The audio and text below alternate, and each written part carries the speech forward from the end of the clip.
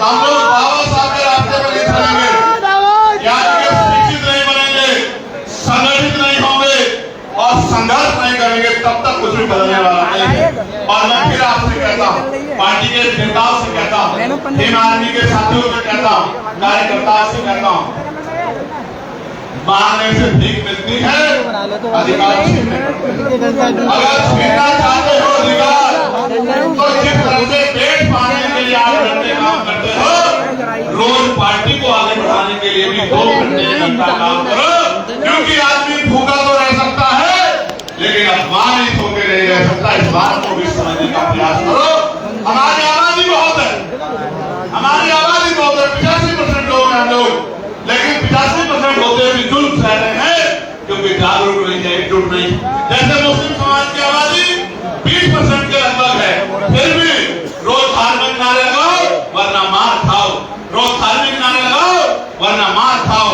और विवाद कश्मीर में हुआ, आतंकवाद के खिलाफ पूरा देश खड़ा था, लेकिन सरकार के लोगों ने यहाँ भी मुस्लिम भाइयों को पीटने का, परेशान करने का काम किया। और ये बेचारे उन नेताओं की तरफ देखते हैं जिनको आगे बढ़ाते हैं, ताकत देते हैं, कुर्सी बिठाते हैं, और वो नेता ये उनकी तरफ देखते हैं और वो दूसरी तरफ देखते हैं। उनको पता है कि ये कहीं जाने वाले नहीं है, ये पीठ कभी हमारे पास ही आएंगे तो इनके आवाज उठाने का कोई मतलब नहीं मानता। मैं इनको कहना चाहता हूँ, थोड़ी सी ये मौका चंद्रशेखर आजाद को दो, अगर दोबारा पिछले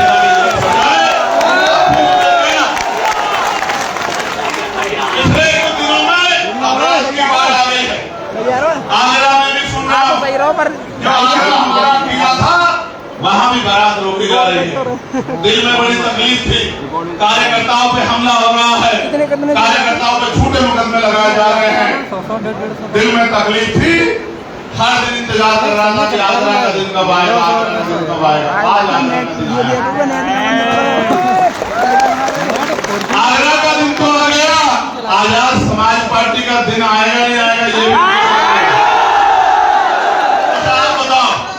अभी मेरे हाथ में ना ट्रांसफर करने की पावर, ना पोस्टिंग करने की पावर, ना नौकरी देने की पावर, ना रोजगार देने की पावर, ना जुर्म जाति रोकने की पावर। अभी मैं पार्लियामेंट में आवाज उठा सकता हूँ और आपके लिए धूप में, छांव में, गर्मी में, आंधी में, तूफान में, ऐसे छोड़ो साहब, मैं चैलेंज करके कहता हूँ मेरे खून का कतरा कतरा ले लो। अगर मेरे खून के बहने से आपको सम्मान का जीवन मिलता है, बाबा साहब का सपना पूरा होता है, तो खून का कतरा कतरा भी आपके लिए निछावर करने के लिए तैयार। क्या मुझे और कोई परीक्षा देनी है? अपने दिल में हाथ रख के बताओ कि और कोई परीक्षा देनी है मुझे? तो सिर्फ नारे लगाने से काम नहीं चलेगा। जब तक आप बूथ कमेटी नहीं बनाओगे, भाईचारा कमेटी नहीं बनाओगे, अनुशासन पैदा नहीं करोगे, संगठन नहीं बनाओगे, विश्वास पैदा नहीं करोगे, लोगों के साथ व्यवहार बना के उनको साथ लाने का काम नहीं करोगे, इसलिए बताओ बदलोगे नहीं बदलोगे? सोच समझ के बताओ, बदलोगे नहीं बदलोगे? आप सोचो, ना स्कॉलरशिप मिल रही है, ना एजुकेशन मिल रही है, ना अच्छा इलाज मिल रहा है, ना रोजगार मिल रहा है, ना लोन मिल रहा है, ना टैक्स में छूट मिल रही है।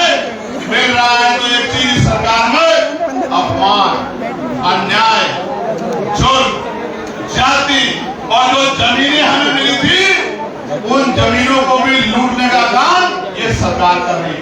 तो इस सरकार का जाना जरूरी है नहीं जरूरी है बताओ? तो सोचो सरकार चली गई, लेकिन अगर आपकी नहीं बनी तो आपके हिस्से में क्या आया? समझे नहीं समझे? भाई ये फोन इस हाथ में था, अभी साथ में चला गया, आपके हिस्से में क्या आया?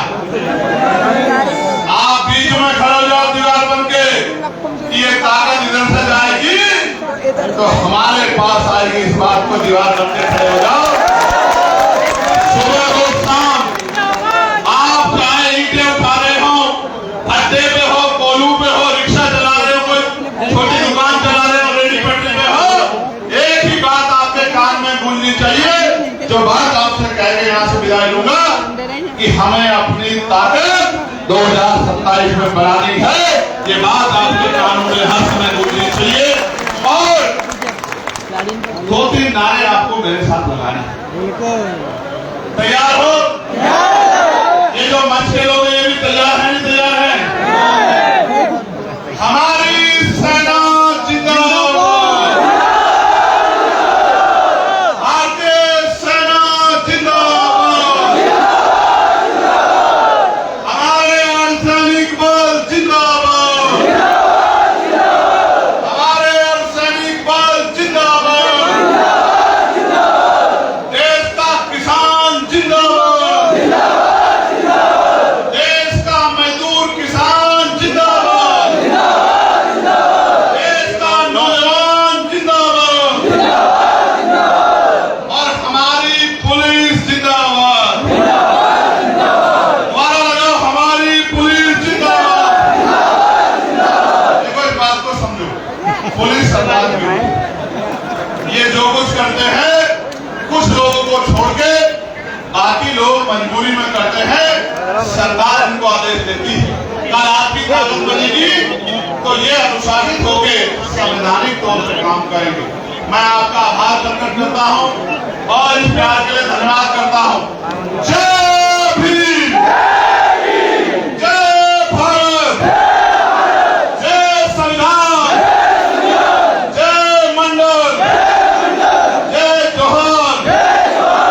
मंडल कमीशन की शिकायत से हो या जातिगत गणना हो या ईवीएम द्वारा चुनाव को खत्म करके बैलेट पेपर से चुनाव कराना हो, तमाम मांगों के लिए अब हम लोग मैदान में हैं। चाहे निजी क्षेत्रों में आरक्षण की व्यवस्था करानी हो, चाहते हो निजी क्षेत्रों में आरक्षण आए, जोर से बताओ, चाहते हो? इसका बिल पार्लियामेंट में कौन लेके आया बताओ?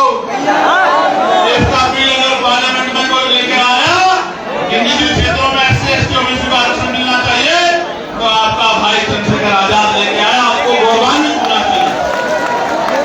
इसलिए अब मैं आपका आभार प्रकट करता हूं। अनुशासन में आराम से घर जाना, क्योंकि मेरठ की रैली में 2 बच्चे, मैं उनके लिए कुदरत से प्रार्थना करता हूं कि उनके परिवार को दुख सहने की शक्ति मिले। वो नहाने चले गए, भाव ज्यादा था, डूब गए और एक बच्चे को चोट लग गई। इसलिए आपसे हाथ जोड़ के आग्रह करता हूं, अनुशासन में और बहुत धैर्य के साथ घर पहुंचना। घर पे माँ, बहन, पिता इंतजार कर रहे हैं, घर पे बेटा बेटी इंतजार कर रहे हैं, घर पे बहनें पत्नियां इंतजार कर रही हैं। बहुत आराम से जाना, आपकी जिंदगी मेरे लिए बहुत कीमती है। बहुत बहुत धन्यवाद।